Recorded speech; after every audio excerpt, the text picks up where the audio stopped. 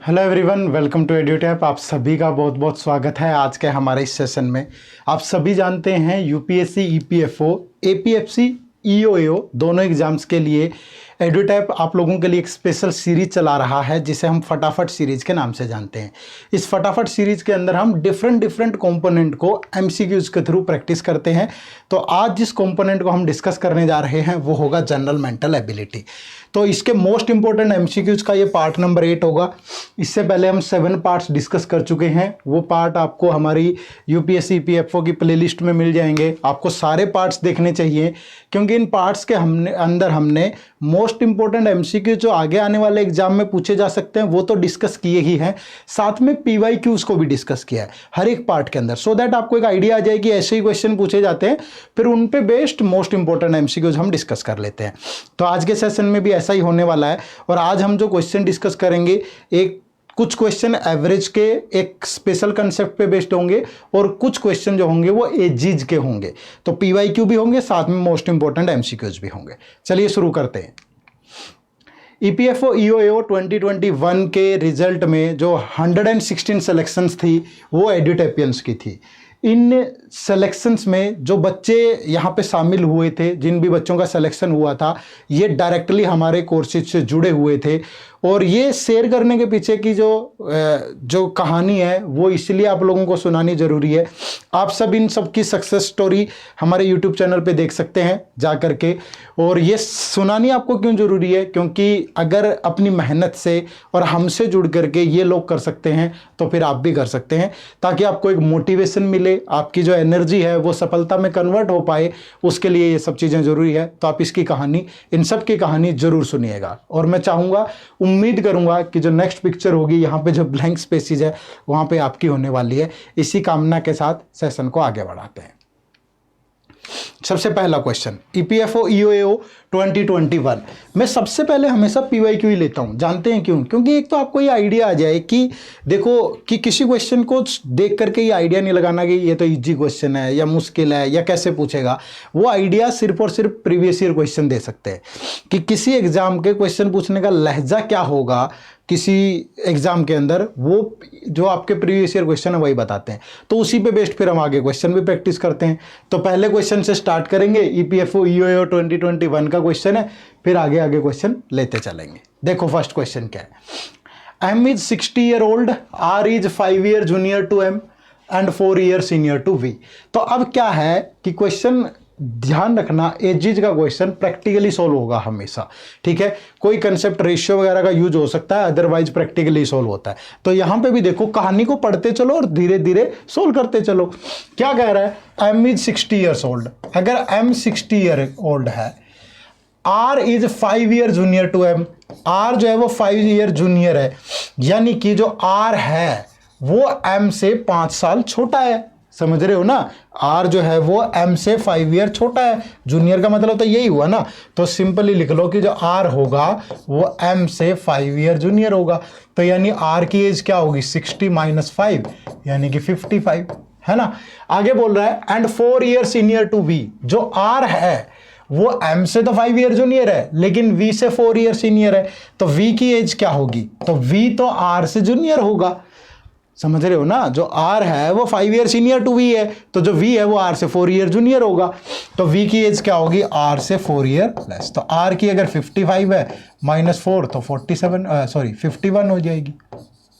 ठीक है, कितनी हो जाएगी? 51। अब आगे देखो क्या कह रहा है। The youngest brother of V is B. V का जो यंगेस्ट ब्रदर है वो कौन है? बी है। ठीक है, and he is 6 year junior to V. और ये वी से 6 ईयर जूनियर है। तो वी की एज अगर 51 है तो ये 6 ईयर जूनियर है, तो बी की एज कितनी होगी? 45। क्लियर? आगे देखो क्या कह रहा है। What is the age difference between M and B. तो एम और बी की एज में डिफरेंस क्या होगा? तो एम और बी की एज में जो डिफरेंस होगा वो 60 - 45 यानी कि 15 ईयर्स होगा। ठीक है, तो option number 2 is the right answer. ठीक है, ऑप्शन नंबर जो 2 है वो आपके क्वेश्चन का बिल्कुल राइट आंसर होगा। ठीक है जी, चले आगे बढ़े। Next question. देखो ये भी आपका ईपीएफओ ईओएओ 2021 का क्वेश्चन है, ठीक है जी। क्या है question? The average age of husband and wife was 23 years when they were married 5 years ago. जब 5 साल पहले उनकी शादी हुई थी तो उस टाइम पे दोनों की एवरेज एज 23 ईयर थी, ठीक है। तो बात हो रही है 5 ईयर्स एगो, 5 ईयर एगो की। तो हस्बैंड और वाइफ की टोटल एज कितनी होगी? अगर एवरेज एज 23 थी तो इंटू 2 कर दो, टोटल एज कितनी होगी? 46। तो अगर प्रेजेंट की बात करूं, प्रेजेंट की, तो प्रेजेंट में हस्बैंड और वाइफ की जो एज है वो कितनी होगी?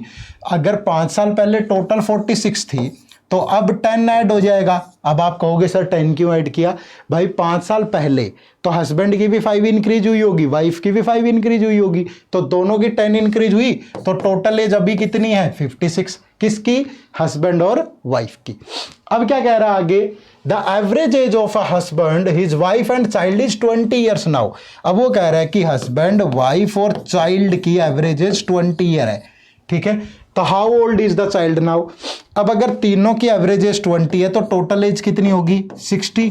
और हम जानते हैं हस्बैंड और वाइफ की टोटल एज कितनी है? 56। तो हस्बैंड और वाइफ अगर 56 है तो चाइल्ड की कितनी होगी फिर? 4, क्योंकि तीनों का सम तो 60 है। 56 + 4 तभी तो 60 बनेगा। तो जो चाइल्ड है वो कितने ईयर का होगा? 4 ईयर का। तो option number 4 is the right answer, ठीक है। Option number 4 is the right answer. Clear है जी? आगे बढ़े, नेक्स्ट क्वेश्चन देखो। ये भी ईपीएफओ ईओएओ 2021 का क्वेश्चन है। एक ये कंसेप्ट और बाकी एजीज के क्वेश्चन वो डिस्कस करने थे हमने आज की इस क्लास में। The average weight of 100 student in A class is 46 kg. The average weight of boys and girls is 50 kg and 40 kg respectively. What is the difference between the number of boys and girls? देखो ये allegation और mixture का एक special concept होता है, ठीक है। जब किसी क्लास में या कहीं भी आपको 2 इंडिविजुअल क्वालिटी दे रखी हो और उन दोनों का एवरेज भी दे रखा हो तो वहां पे आप इस फॉर्मेट को लगा सकते हैं। अब आप यहां पे देखो कि यहां पे बॉयज हैं और गर्ल्स हैं और उनकी एवरेज भी दी हुई है भाई। तो अब मैं यहां पे ले लूंगा, ये बॉयज हैं, ये गर्ल्स हैं, ठीक है। ये एलिगेशन और मिक्सचर का कंसेप्ट होता है। अब ये देखो कि यहाँ पे 2 क्वालिटी है, एक तो उनका वेट दिया हुआ है और एक नंबर ऑफ स्टूडेंट दिए हुए हैं। तो देखो कि मिक्सचर की क्वालिटी किसकी है? एवरेज किसकी दे रखी है? वेट की एवरेज दे रखी है, ठीक है। वेट की एवरेज है तो आप वेट को ही बेस लोगे। तो जो बॉयज का एवरेज वेट है वो कितना है? 50 kg। जो गर्ल्स का एवरेज वेट है वो कितना है? 40। और पूरी क्लास का कितना है? वो है 46, ठीक है। तो इन दोनों वैल्यूज का डिफरेंस लोगे, इसमें से इसको माइनस करते हैं तो -6, इस वाली वैल्यू में से इसको माइनस करके यहां लिखते हैं तो -4। दोनों माइनस के आए तो माइनस हो गए, कैंसिल हो गया। अब 2 से जाएगा 3, 2 से गया 2। तो यानी जो बॉयज और गर्ल्स होंगे वो किस रेशियो में होंगे? ये उनकी क्वांटिटी का रेशियो आ गया कि नंबर ऑफ बॉयज और गर्ल्स किस रेशियो में है? 3:2 के अंदर। अब देखो तो 3 + 2 टोटल बॉयज और गर्ल्स हमारे अकॉर्डिंग 5 है, बट उसने दिया है कि 100 है। तो 5 की वैल्यू 100 तो 1 की वैल्यू कितनी होगी? 20। तो यहाँ पे मल्टीप्लाई कर दो तो टोटल नंबर ऑफ जो बॉयज हैं वो 60 हैं और जो टोटल नंबर ऑफ गर्ल्स हैं वो 40 हैं। तो दोनों के बीच का डिफरेंस कितना है? 60 - 40 यानी कि 20। तो जो राइट आंसर होगा वो ऑप्शन नंबर 3 होगा, ठीक है। द राइट आंसर होगा वो ऑप्शन नंबर 3 होगा। क्लियर है जी? समझ में आया सबको? चलो नेक्स्ट। एजीज के ही कुछ क्वेश्चन और जो जैसे हमने पढ़े हैं वैसे क्वेश्चन एग्जाम में पूछे जा सकते हैं, तो कुछ क्वेश्चन प्रैक्टिस भी कर लेते हैं, ठीक है। क्या है? The present age of A B C are in the proportion 10:11:12. 5 years ago the sum of their ages was 150. Their present ages are. देखो एक तरीका तो क्या है कि बाय ऑप्शन चले जाओ, ठीक है। बाय ऑप्शन कैसे जाओगे? अगर 5 years ago, 5 years ago उनकी एज का सम कितना था? 150। तो प्रेजेंट में कितना होगा भाई? 3 लोग हैं तो सबकी कितनी 5 इंक्रीज होगी, तो प्रेजेंट में उनकी एज का सम होगा 165। तो यहां से देखो कि 165 किसका सम बन रहा है। तो ये अगर इन तीनों को ऐड करूं तो इनका तो 165 बन ही नहीं रहा। अगर इनको देखूं तो क्या इनका बन रहा है 3339, ये भी नहीं बन रहा। अगर यहां पे देखूं तो ये बन रहा है, और अगर यहां पे देखूं तो 55 65 ये हो गया 120 और 60 180, तो ये भी नहीं बन रहा, तो यही बचेगा। ठीक है, तो बाय ऑप्शन भी जा सकते हो और आप प्रैक्टिकली भी सॉल्व कर सकते हो। ठीक है, कि 5 साल पहले अगर तीनों की एज का सम 150 था तो प्रेजेंट में तो 165 होगा ना, क्योंकि सबकी 5 ईयर इंक्रीज होगी, तो वो उनकी प्रेजेंट एज पूछ रहा है। तो जब तक तीनों की एज का सम 165 ही नहीं बनेगा तो हम कैसे कह सकते हैं। या अगर आपको करना था तो ऐसे भी कर सकते थे कि ए बी सी है, तीनों की एज कितनी, किस रेशियो में, 10 11 और 12, तो तीनों का सम हमारे अकॉर्डिंग 10 + 11 + 12, तो कितना हो गया, ये 23 33, तो 33 को रिप्रेजेंट कर रहा है, 33 रिप्रेजेंट कर रहा है 165 को, तो 1 की वैल्यू 5, तो सबको 5 से मल्टीप्लाई कर दो। तो ए की एज कितनी 50, बी की एज कितनी 55 और सी की एज कितनी 60। यही तो गिवन है यहाँ भी कि 50 55 और 60 होगा। तो आपकी मर्जी है, बाय ऑप्शन भी जा सकते हो, प्रैक्टिकली भी। ठीक है, चलो नेक्स्ट क्वेश्चन। क्वेश्चन नंबर 5 देखो, a couple has a son and a daughter. अच्छे क्वेश्चन लिए हमने, एग्जाम लेवल बिल्कुल। A couple has a son and a daughter, एक सन है एक डॉटर है। The age of the father is 4 times that of the son and the age of the daughter is 1/3 of that of her mother. ठीक है, ये कह रहा है। अब देखो यहीं से क्वेश्चन स्टार्ट हो गया कि ये सन है और ये डॉटर है, मान लीजिए। ठीक है, अगर मैं कहूं कि सन की एज है x ईयर्स और डॉटर की एज है y ईयर्स, मान सकते हैं सन की एज x है, डॉटर की y है। अब कह रहा है कि the age of the father is 4 times that of the son, तो फादर की एज कितनी होगी, फादर की एज जो है वो 4 टाइम ऑफ सन है, तो कितनी होगी 4x। And the age of the daughter is 1/3 of that of the mother, तो जो मदर की एज है वो 1/3 ऑफ द डॉटर है, तो यानी कि जो मदर की एज होगी वो डॉटर का 3 टाइम होगी। अगर इसकी y है तो ये 3y, तभी तो ये इसका 1/3 बनेगा ना। हमेशा कभी भी इस तरीके से निकालना हो तो उस फ्रैक्शन को उल्टा कर लो, 1/3 का मतलब 3/1, तो इसको 3/1 से मल्टीप्लाई कर दिया हमने, तो मदर की एज ये आ गई। ये कहानी सही होगी। अब आगे क्या कह रहा है, the wife is 6 years younger to her husband. Wife is 6 year younger, मतलब फादर जो है वो मदर से 6 year बड़े हैं, तो फादर की एज 4x है और मदर 3y, तो दोनों की एज का डिफरेंस 6 year है। इसका मतलब तो यही हुआ। And the sister is 3 year older than her brother, जो सिस्टर है वो भाई से बड़ी है, तो यानी कि y - x that is equal to 3। The mother age is, तो उसके बाद ऐसे क्वेश्चंस में यही नहीं पता चलता स्टार्ट कैसे होगा, समझ रहे हो। प्रैक्टिकली अप्रोच बिल्कुल, फादर सन और डॉटर की एज ज्यूम कर ली x और y और आगे सारी कहानी बना दी हमने। ठीक है, अब ये 2 इक्वेशन होगी लीनियर, सोल्व कर लो। अगर ये इक्वेशन 1 है, ये इक्वेशन 2 है, तो हमने क्या किया, इक्वेशन 1 में से इक्वेशन 2 माइनस कर दी, लेकिन कब, after multiplying by 4, so that ये कॉम्पोनेंट जो है वो इक्वल हो जाए। अब ये है 4x - 3y is equal to 6। अगर इसको 4 से मल्टीप्लाई करूंगा तो 4y - 4x that is equal to 4 3 जा 12। अब ये देखो कि जो x और x है ये कैंसिल हो जाएंगे जब सम करोगे, ये प्लस का ये माइनस का। अब 4y में से 3y जाएगा तो y बचेगा, और 6 + 12 कितना हो गया 18, तो y आएगा 18। अब पूछा है कि द मदर एज इज, तो मदर की एज तो 3y है, तो 3 × 18 यानी कितना हो जाएगा 54। तो option number 3 is the right answer. मतलब कहीं से भी निकाल लो किसी भी तरीके से। फादर की बतानी है तो फादर की आ जाएगी, y की वैल्यू 18, तो x की वैल्यू कितनी आएगी, उधर जाएगा और ये इधर आएगा, तो x की वैल्यू आएगी 15। तो जो फादर की एज है वो कितनी हो जाएगी 60, ये इससे 6 साल बड़े भी थे, दोनों के एज का डिफरेंस। हर एक कहानी सही हो जाएगी। ठीक है, प्रैक्टिकल अप्रोच इसी तरीके से लगानी है। ठीक है जी, चलो नेक्स्ट क्वेश्चन देखो क्या है। फरा गोट मैरिड 8 years ago, फरा की शादी 8 साल पहले हुई। Today her age is 1/2/7 times her age at the time of her marriage. आज उसकी जो एज है वो शादी की एज से 1/2/7 times है। ठीक है, at present her daughter's age is 1/6 of her age, what was her daughter's age 3 year ago। देखो फरा की शादी हुई 8 साल पहले, तो हम उसकी आज की एज और at the time of marriage दोनों को कंपेयर कर लेते हैं।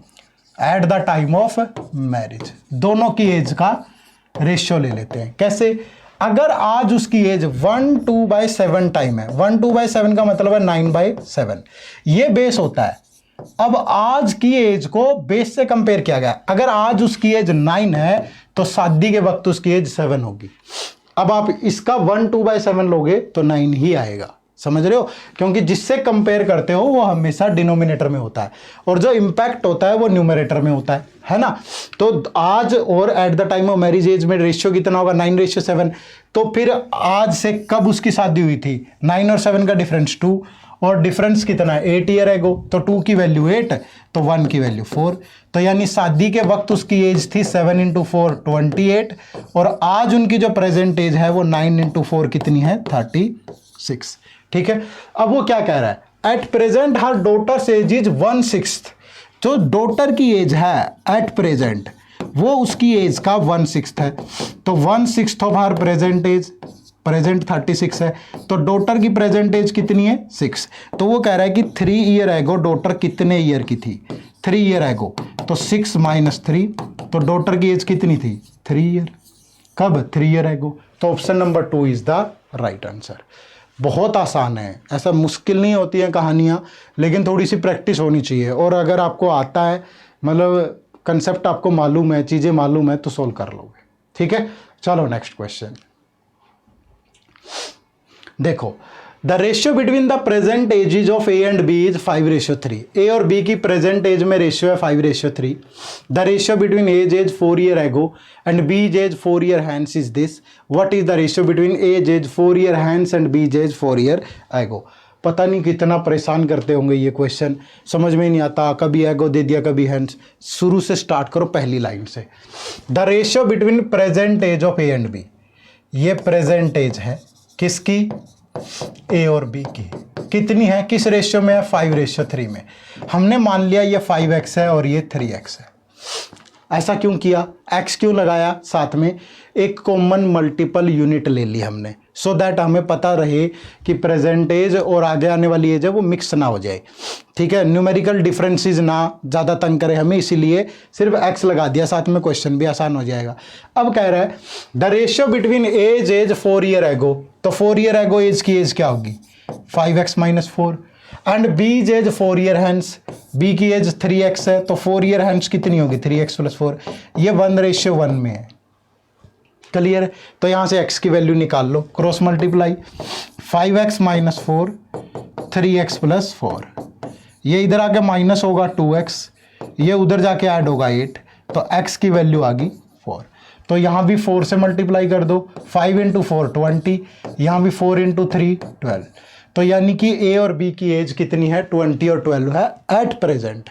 अब कह रहा है what is the ratio between age 4 year hence, A की एज 4 ईयर हैंस, तो 20 + 4, and B's age 4 year ago, तो 12 - 4, इनका रेशियो बताना है। तो ये हो गया 24, ये हो गया 8, तो 8 से सिंप्लीफाई करके 3:1। तो option number 2 is the right answer. ठीक है, option number 2 is the right answer. Clear है जी। चलो नेक्स्ट क्वेश्चन देखो, ये उससे भी आसान क्वेश्चन है। ठीक है, उससे भी आसान है बहुत। Ratio of present age of A and B is 6:5। A और बी की प्रेजेंट एज में जो रेशियो है वो 6:5 है। ठीक है, अब कई जगह अगर आप ना भी लोगे x तो भी काम चल जाएगा, x लेना x ले लो, नहीं लेना तब भी। आफ्टर 10 ईयर, अब क्या कह रहा है कि आफ्टर 10 ईयर, लेकिन अगर ये डिफरेंस सेम दे रखा हो ना, दोनों की एज 10 ईयर के बाद, तो शायद बिना x लिए भी काम चल जाए। The ratio of their ages will be 7:6, ये है 7:6। तो find the difference in their present age. अब देखो एजेस में डिफरेंस कितना 10 ईयर का, प्लस और ये 10। अब यहां से देखोगे रेशियो में भी यहां भी +1 हो रहा है, यहां भी +1 हो रहा है, तो ये 1 किसको रिप्रेजेंट करेगा 10 को, तो 1 की वैल्यू 10, तो 6 की वैल्यू 60 और 5 की वैल्यू 50। तो वो कह रहा है कि the difference in their present age, तो 60 और 50 में डिफरेंस कितने का 10 का। तो option number C is the right answer. और x लेके करना तो ये 6x, तो 10 ईयर आफ्टर, और b की 5x 10 ईयर आफ्टर, यही रेशियो 7:6 है। तो यहां से भी x की वैल्यू आ जाएगी। बात एक ही है, कोई ज्यादा फर्क नहीं पड़ेगा। ठीक है जी, बात समझ में आई सबको। आगे बढ़े, next question. The average of marks scored by 250 students of A class is 54। The average of marks of the girls in the class is 80 and that of the boys is 30। तो what is the number of boys in the class. ठीक है भाई, मैंने कहा था जहां भी average आ जाए तो और इंडिविजुअल क्वालिटी आ जाए, एलिगेशन का कंसेप्ट लगा दो कि ये क्या है भाई, ये बॉयज हैं और ये गर्ल्स हैं। ठीक है, तो अब बॉयज जो गर्ल्स है उनका एवरेज कितना है 80, जो बॉयज है उनका एवरेज कितना है 30 और पूरी क्लास का एवरेज कितना है 54। अब इस वैल्यू में से इसको घटाएंगे तो 26, इसमें से इसको घटाएंगे तो 24 और 2 से जाएगा तो 13, 2 से गया तो 12, तो 13 + 12 25, टोटल बच्चे हैं 250, तो 25 की वैल्यू 250 तो 1 की वैल्यू 10।